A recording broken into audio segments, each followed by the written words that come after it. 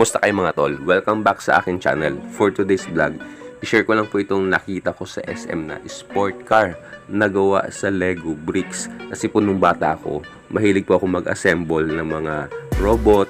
Katulad nito kotse, kaso maliit lang yung na-assemble ko. Kaya na-amaze talaga ako nung makita ko to na sobrang laki at ipinapakita po dito kung ilang bricks yung katumbas ng ganito kalaking sport car at ilang oras nila ginawa ito o binuo.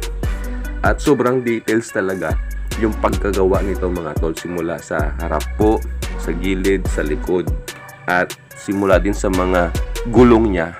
Kaya talagang ma-amaze ka mga tol, ang ganda. So mga tol, yun lang, pasensya na po, mababaw lang yung kaligayahan ko, kaya na-share ko po ito mga tol sa inyo.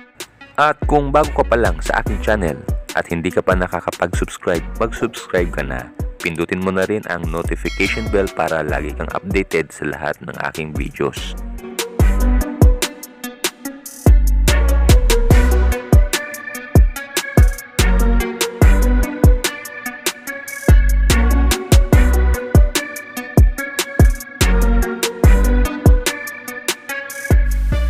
Kung kailangan nyo ng mga educational content para sa inyong mga anak, subscribe nyo na rin ito mga tol. Thanks for watching. Kindly like, share, and subscribe.